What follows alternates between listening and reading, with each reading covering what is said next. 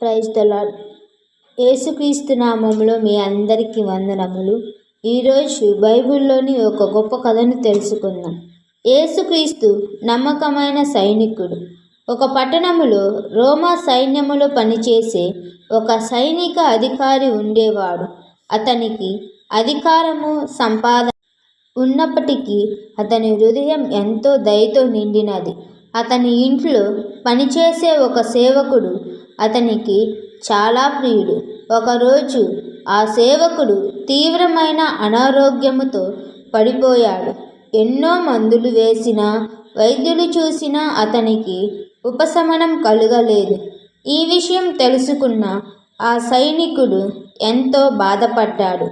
అతను యేసుక్రీస్తు గురించి విన్నాడు. ఆయన మాటల్లో శక్తి ఉంది, ఆయన ప్రేమతో స్వస్థపరుస్తాడు అని. వెంటనే అతను యేసు దగ్గరకు వచ్చి వినయంగా చెప్పాడు, ప్రభు, నా సేవకుడి ఇంట్లో తీవ్రమైన వ్యాధితో బాధపడుతున్నాడు. దయచేసి అతనిపై కరుణ చూపించండి. యేసు సమాధానం ఇలా అన్నాడు, నేను వచ్చి అతనిని స్వస్థపరుస్తాను. అప్పుడు ఆ సైనికుడు నమ్రతతో అలా అన్నాడు, ప్రభు, నీవు నా ఇంటికి రావాల్సిన అవసరం లేదు.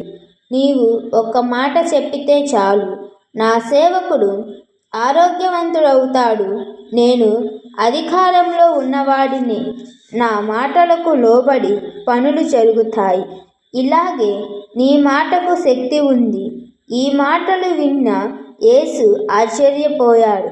అప్పుడు ఆయన చెప్పాడు, ఇంత గొప్ప నమ్మకం నేను ఎవరిలోనూ చూడలేదు. యేసు ఒక మాట మాత్రమే చెప్పాడు, నీ నమ్మకం ఇచ్చినట్లయితే నీకు జరుగును.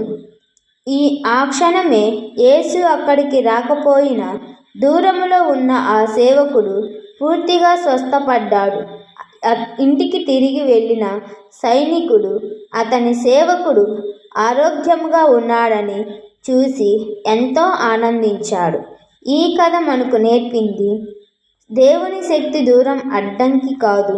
నిజమైన నమ్మకం అద్భుతాలను తెలుపుతుంది. యేసు మాట ఒక్కటే చాలు, జీవితం మారిపోతుంది.